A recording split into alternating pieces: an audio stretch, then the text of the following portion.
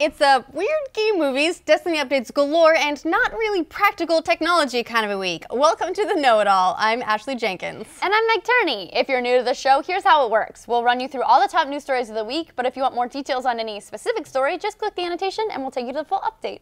Let's get started. Rockstar has released a new update for GTA Online. Any bets there are heists involved?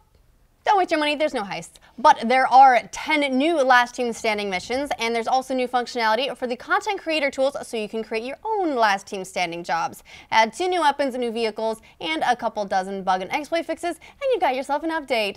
Understandably, fan reaction to the update has been less than warm because there's only one update fans want, and since Rockstar announced in June that heists not only weren't going to make it for spring, but actually they didn't have a date at all for the highly anticipated multiplayer mode, there's been no official word, just crickets.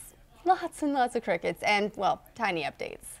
A group of fans are recreating The Legend of Zelda Ocarina of Time in the classic 2D style, a la A Link to the Past, which is my favorite. Not the first time it's been done true, but these guys are doing something a little bit different. They're not using any existing engine or assets and creating everything entirely from scratch, which is super impressive. I do hope they hurry though, because Nintendo has a history with killing projects that infringe on their IPs, so it's entirely possible it won't be around for long. Remember, they previously shut down Pokénet, a Pokemon MMO, a browser-based Mario game, and a Metroid fan film before it even got off the ground. The developers estimate the project is about 10% complete, which is about 90% shy when they probably should have announced it, and there's a demo available right now on their site, and it's still up. I just checked, so check it out before Nintendo takes it down. Former Nintendo executive Dan Adelman, who worked for the Japanese video game company for 9 years and championed indie games on the platform, has a new passion project and got nothing to do with Nintendo. He's working on a PS4 and Vita game. Quite a change. He's joined Tom Happ to work on Axiom Verge, a Metroidvania-style side-scrolling action game due out next year. He initially played it as research before meeting with Happ, but instead of playing it for an hour, he ended up playing the entire build and getting so enamored with it that he decided to join in on its development. He says it may be the best Metroidvania-style game he's ever played, but also admits that he's officially biased. In this week's Oh Japan news, Fatal Frame the Black-Haired Shrine Maiden is out right now in Japan, and in addition to the news that Dead or Alive darling Ayane makes a playable appearance in the game, the developers want you to know they spent a lot of time getting her jiggle physics just right. A fan translation of the developers' interview with Famitsu says they spent a lot of time adjusting things like the wobble of her chest. Team Ninja gave them lots of advice. They also talked about making sure fabric clings nicely and becomes see-through whenever the protagonist gets her clothes wet, which happens a lot so you can enjoy it properly. There's no release date outside of Japan yet, so for now you'll have to look elsewhere for your painstaking chest wobbles and see-through clothing. I feel like we're doing this every week now, but hey, there's a new Assassin's Creed game. Another new Assassin's Creed game. This one is called Assassin's Creed Identity, and it's a free-to-play 3D action game for iPad and iPhone. Unlike previous games in which you take on a specific character, this one allows you to create your own custom assassin and run around Renaissance Italy stabbing everything in sight. And in the growing tradition of free-to-play games, there are microtransactions. Completely optional, but they're there. There's only so much you can do in the game before you come up against a timer, but lucky for you, you can buy credits that speed it up, or you can opt to buy exclusive outfits instead. The game is currently only available in the iOS App Store for Australia and New Zealand, and isn't expected to launch worldwide until next year. Super Smash Bros. Has also released. It's out here as of today, which is why no one in the office is getting anything done, but between the Japanese release and our own, some giant glitches have been discovered. Wordplay. Whee! One in particular starring Yoshi. Those playing as Yoshi in a specific game mode that sets players against CPU fighters can continuously lay eggs, and the opponent inside grows larger every time they hatch, to the point where they basically take up the entire screen. Since it's only in a game mode involving CPU characters, it's not going to destroy online competitive play anytime soon, but it is more fun than the bug that got a bunch of Peach players banned, and everyone should try it at least once. A recent update for Destiny introduced a new bug that annoyingly prevented some players from accessing the tower or any missions in the game, but it kind of made up for it by revealing all the content Bungie has planned for their 2 expansion packs, The Dark Below and The House of Wolves. The missions appeared in the destination selection screen, outlining 2 new raids, new strikes, and new story missions, and more importantly, no new planets, at least not yet. We'll get to Mercury someday, I'm sure. There's been some fan outrage over whether the content existed on the disc when it released, and while some of the geography and unfinished areas are there, Bungie stated that neither of the expansions are finished yet, though they expect The Dark Below will be done quite soon. Bungie has also published an update to kind of make up for killing the Loot Cave. No longer is the Cryptarch an asshole who hoards your legendary and exotic engrams and gives you whatever rare junk he can find in the backseat of his car.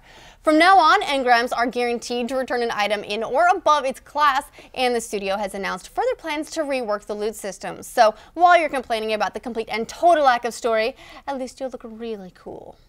After 6 years, Sony has announced that PlayStation Home, the PS3's Second Life-esque virtual social space, will be shutting down at the end of March. Sony reports the service actually made them quite a lot of money, but it never quite caught on with the larger PlayStation fanbase because beyond wandering around, there never seemed to be a lot to do, a fault Sony has admitted.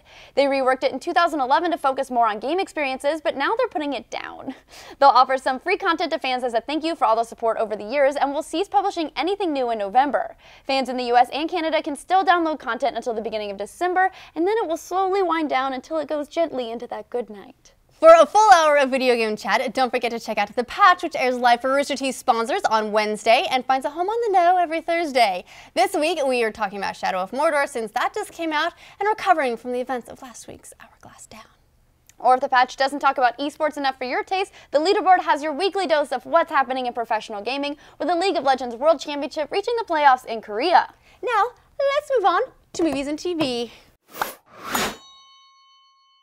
What do you do when everyone's sick of sequels? Make a prequel or a reboot, of course. Following on the success of 2007's I Am Legend, which made $586 million worldwide, Warner Bros. Has settled on a new movie project to turn the standalone film into a franchise. Except this edition won't see the return of Smith's character Robert Neville, and it turns out the initial script wasn't even remotely related to I Am Legend. It was written by Gary Graham, who in a Cinderella story of his own was working in an Apple store in New York when his script caught the eye of an agent and was acquired by Warner Bros. It was initially described as a sci-fi version of John Wayne's The Searchers, but the studio decided that thematically it fit well with I Am Legend and asked him to retool it, instead of, just making the sci-fi version of The Searchers, which sounds cool. Sounds super cool.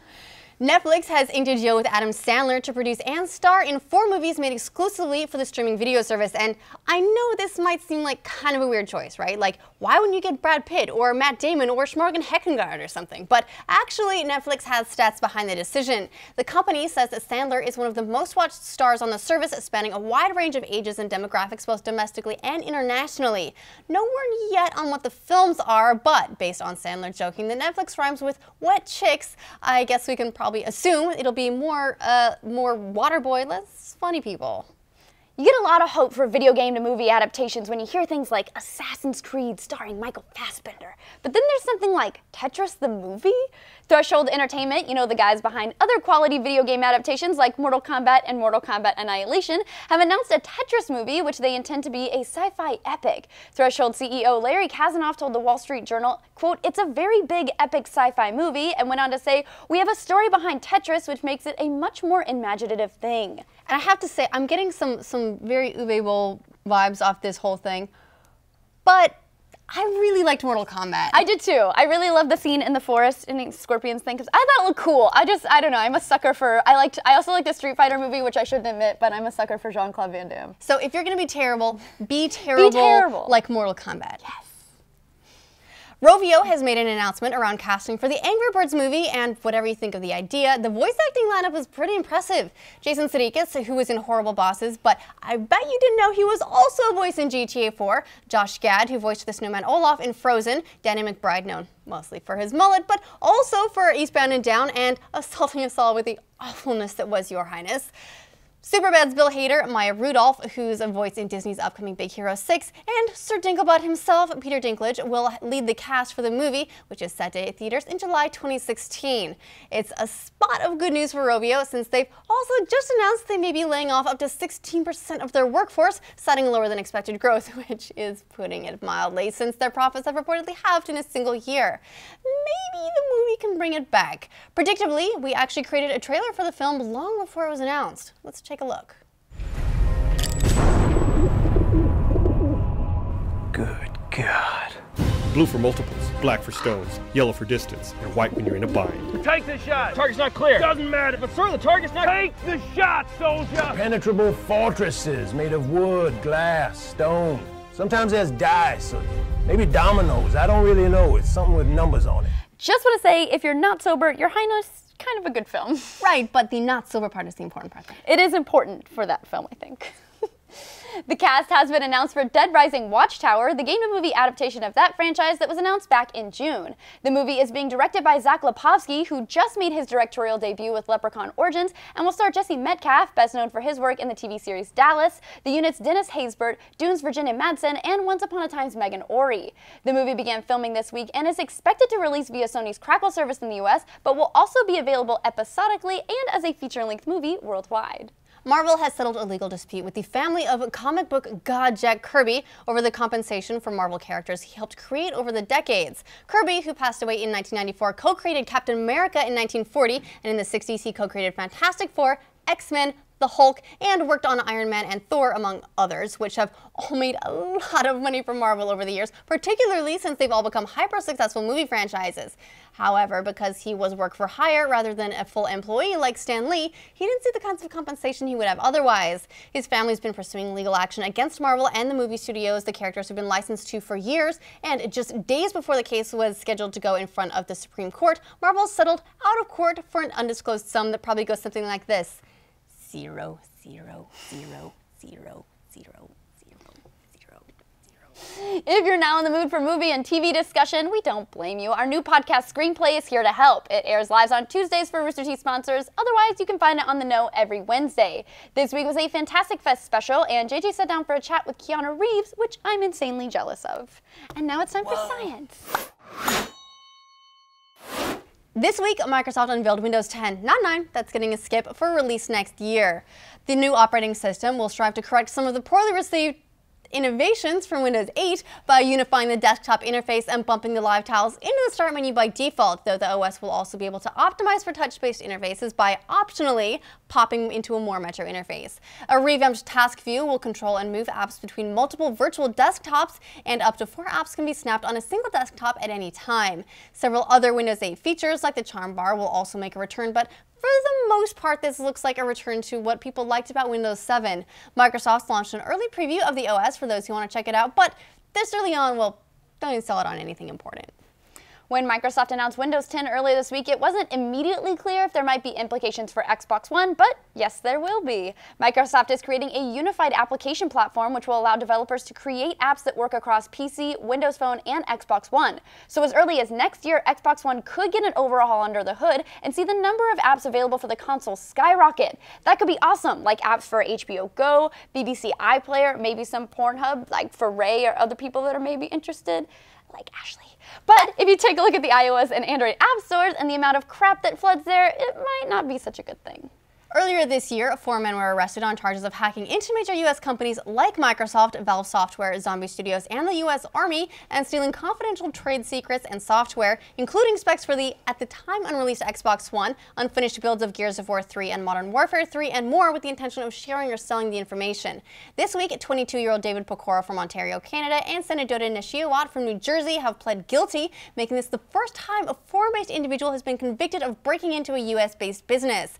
Separately, an Australian citizen has been charged and will be tried under the Australian legal system, where presumably they all say oi, oi, oi a lot.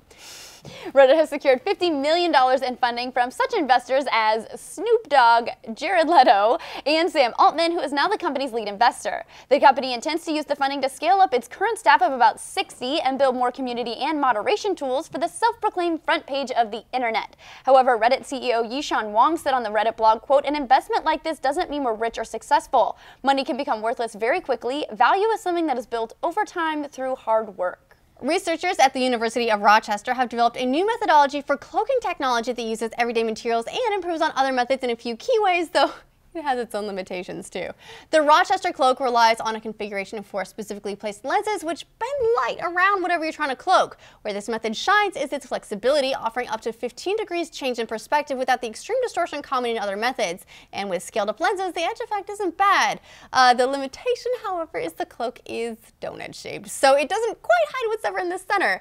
They fixed that too with a more complex version, but still, cloaking a donut shape is only useful if you're trying to get home or on a diet or something. One of the finalists in Intel's Make It Wearable competition, which challenges inventors and entrepreneurs to develop new wearable technology, has created a personal wearable quadcopter drone. In either a scathing commentary on selfie culture or not, the drone is designed with photography in mind, specifically the selfies you can't quite manage yourself. Though the applications go far beyond that when you think about it, scouting ahead for Hive or Fallen, creeping on the episode 7 set, you name it. The finals take place in November, and the drone, called Nixie, will face off against modular wristbands, player POV sports broadcasting tech, activity monitoring necklaces, and much more.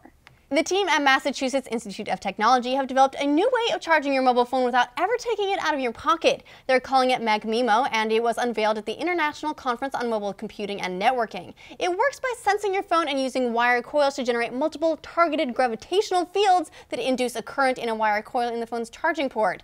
It's not super speedy. It can currently charge an iPhone 4S in about 5 hours, but it's great for keeping your phone topped up without having to do anything inconvenient like think about it or take it out of your pocket. I like that you use the phrase topped up instead of topped off. It's so very Euro of you. That's it for this week, but we'll be back next week, same time, same place, to bring you all the news you need to know in one shot. Or if you don't want to wait for the news, come visit us over on The Know, where we spend the rest of the week.